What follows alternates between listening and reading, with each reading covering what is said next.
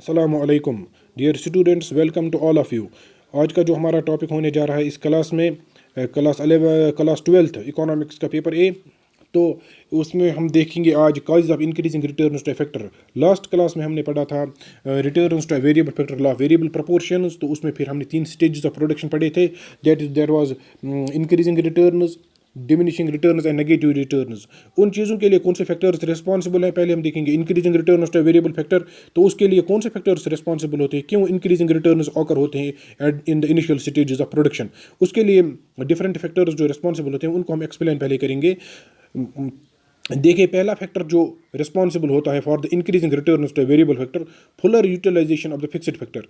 जब initial stages में हम देखते हैं कि जो फिक्स्ड फैक्टर होता है जब वो अंडर यूटिलाइज्ड रहता है, फिर जब हम उसको फुली यूटिलाइज करेंगे by applying more and more units of the variable factor, at that stage the output or the productivity of the variable factor is bound to increase, or it will increase at the increasing rate.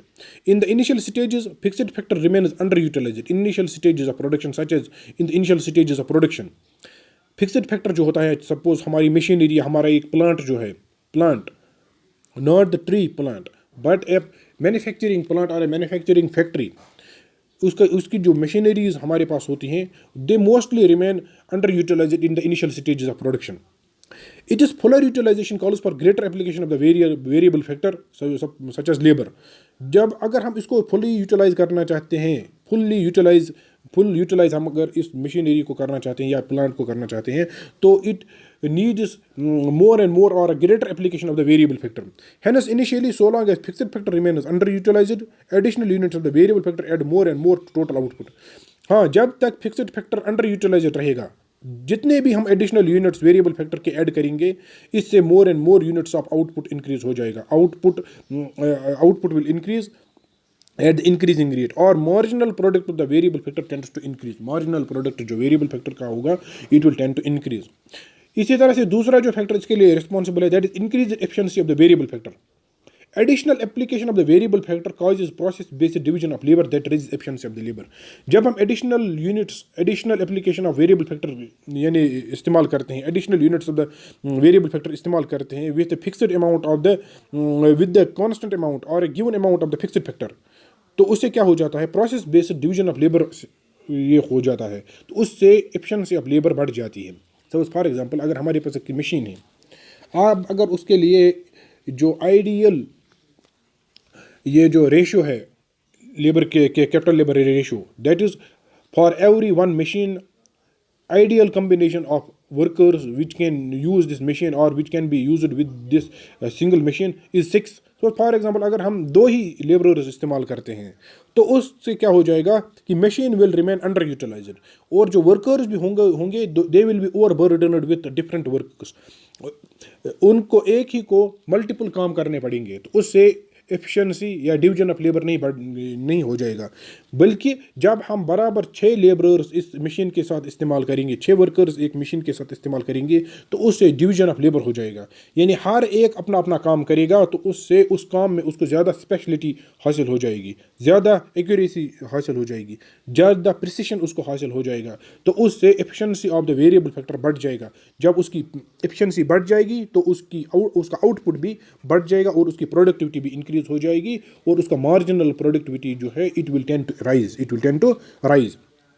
इन्हें जब हम एक variable factor के साथ यानी additional units of एक fixed factor के साथ जब हम additional units of variable factor इस्तेमाल करते हैं, तो उससे process based division of labour हो जाता है, जिससे efficiency of the variable factor बढ़ जाती है, और इससे मार्जिनल प्रोडक्टिविटी जो है इस फैक्टर की वो इंक्रीज हो जाती है. Better coordination between the factors, so long as fixed factor remains under utilised, additional application of the variable factor tends to improve the degree of coordination between the fixed and the variable factors. जब तक fixed factor under utilised रहेगा या unutilised रहेगा, तब तक अगर हम additional units variable factor की अप्लाई करेंगे इस फिक्स्ड फैक्टर के साथ, तो उससे जो coordination between fixed and variable factor जो है वो बढ़ जाएगा. अगर हमारी मशीन अंडर यूटिलाइज्ड रहती है, 6 के बजाय हमने 4 ही वर्कर्स लगाए हैं या 3 ही या 2 ही लगाए हैं, तो मशीन्स और वेरिएबल फैक्टर जो है उनके दरमियान जो कोऑर्डिनेशन होगी, जो एक वर्किंग जो एक केमिस्ट्री होगी या एक वर्किंग एनवायरनमेंट जो होगा, it will not be that cordial because workers will be overburdened with the work because they will have to do the work of 6 workers which is ideal for this machine. Now if we increase the application of the variable factor, yani we will increase the units of the labor or the variable factor, it will lead to the coordination or the increased degree or the improved degree of coordination between fixed and variable factors. तो जब हम उनकी coordination बढ़ जाएगी, उनकी आपस में काम में तालमेल बढ़ जाएगा, तो उससे क्या हो जाएगा, output will increase at the increasing rate. Output जो है ये इंक्रीज हो जाएगा एट द इंक्रीजिंग रेट. अब हम देखते हैं इसके बाद causes of diminishing return of the factor. क्यों एक फैक्टर जो है वेरिएबल फैक्टर, उसके लिए अल्टीमेटली डिमिनिशिंग रिटर्न सेट हो जाते हैं, डिमिनिशिंग रिटर्न स्टार्ट हो जाते हैं. Diminishing return of the factor और the law of diminishing return may be explained in terms of the following factors. यानी क्यों अगर हम एक हद के अलावा, एक लिमिट के अलावा ज़्यादा से ज़्यादा वेरिएबल फैक्टर इस्तेमाल करेंगे तो उसके लिए जो मार्जिनल प्रोडक्ट है वो कंटिन्यूसली डिक्लाइन होता चला जाएगा. उसके लिए कुछ फैक्टर्स रिस्पॉन्सिबल हैं, वो हम देखते हैं यहाँ पर. Fixity of the factor. Fixity of the factors is the principal cause behind the law of diminishing returns. As more and more units of the variable factor is combined with the fixed factor, the later gets excessively utilized. देखिए fixity of the factors, कुछ factor जो हम fix रहते हैं, ये रखते हैं, fixed रखते हैं या कांस्टेंट रखते हैं, ये मेन कॉज है for the law of diminishing returns. ये नहीं जो हम कुछ फैक्टर्स फिक्स्ड रखते हैं, कांस्टेंट रखते हैं, ये एक मेन कॉज, प्रिंसिपल कॉज है behind the setting in of the diminishing returns for the variable factors. कि ये जो वेरिएबल फैक्टर्स के लिए डिमिनिशिंग रिटर्न स्टार्ट हो जाती है, इसके लिए एक बहुत बड़ा रीज़न ये है कि हम कुछ फैक्टर्स को फिक्स्ड रखते हैं, जैसे कि मशीनरी को और प्लांट को यानी फैक्ट्री के प्लांट को. जैसे कि जब हम more and more units of the variable factor combine करते हैं फिक्स्ड फैक्टर के साथ, सपोज फॉर एग्जाम्पल मशीन एक है, अब 6 के बजाय हमने इस पर 7 वर्कर्स इस्तेमाल किए, फिर 8, फिर 9, फिर 10, तो उससे क्या हो जाएगा, जो मशीन होगी it will get excessively utilised. इसकी फॉर एग्जांपल एक अपनी कैपेसिटी थी for working 8 hours a day, now we are working it 10 or 12 hours, we are running it for 10 or 12 hours a day. Now the machine will have frequent breakdowns or it will get over utilized or excessively utilized. It suffers greater wear and tear and losses in efficiency. तो उससे क्या हो जाएगा, जब इसकी excessively utilise हो जाता है, ओवर यूटिलाइजेशन हो जाती है मशीन्स की या एक फिक्स्ड फैक्टर की, तो उससे वियर एंड टियर हो जाता है, इसमें इसकी एफिशिएंसी खत्म हो जाती है ना, डिमिनिशिंग रिटर्न्स. तो इससे क्या हो जाता है, फिर डिमिनिशिंग रिटर्न्स स्टार्ट हो जाते हैं. Imperfect factor substitutability. Factors of production और imperfect substitutes, factors of production और imperfect substitutes of each other. देखिए कुछ हद तक हम फैक्टर्स को एक दूसरे के बदले सब्स्टिट्यूट कर सकते हैं. लेबर के बजाय हम कैपिटल लगाएंगे, कैपिटल के बजाय लेबर लगाएंगे कहीं पर. जैसे कि अगर हमें एक प्लॉट ऑफ लैंड पे काम करना है, तो we can either plough the land by tractor, that is machine, और by with the help of labourers. तो ये दोनों चीज़ें हम इस्तेमाल कर सकते हैं, but there is a limit to it. कहीं कहीं पर हम फैक्टर्स ऑफ प्रोडक्शन को आपस में सब्स्टिट्यूट कर सकते हैं, but they are not perfect substitutes for each other. They are not perfect substitutes for each other. We cannot always substitute labor for capital and capital for labor. More and more of labor, for example, cannot be continuously used in place of additional capital. हम ये नहीं कह सकते हैं कि हम continuously labor ही add करेंगे तो machine ऐड नहीं करेंगे. नहीं, एक लिमिट होती है, एक हद होती है जहाँ तक हम लेबर को एडिशनल लेबर को अप्लाई कर सकते हैं इन प्लेस ऑफ कैपिटल. बट फिर उस लिमिट के बियॉन्ड, उस हद के आगे हम नहीं जा सकते हैं. तो अगर हम ज़्यादा से ज़्यादा लेबर्स को या वेरिएबल फैक्टर को या लेबर को इस्तेमाल करेंगे in place of capital, it will ultimately lead to the diminishing returns. Accordingly, diminishing returns to the variable factor become inevitable. जब हम ज़्यादा से ज़्यादा लेबर इस्तेमाल करते हैं फिक्स्ड अमाउंट ऑफ कैपिटल के साथ, उससे अल्टीमेटली डिमिनिशिंग रिटर्न्स स्टार्ट हो जाते हैं. Poor coordination between the factors. जब हम कंटिन्यूसली वेरिएबल फैक्टर को इंक्रीज करते हैं fixed amount of fixed factor के साथ, यानी limited amount of fixed factor के साथ, beyond A point cross the limit of ideal factor ratio. Continuously increasing application of the variable factor along with fixed factor beyond A point crosses the limit of ideal factor ratio.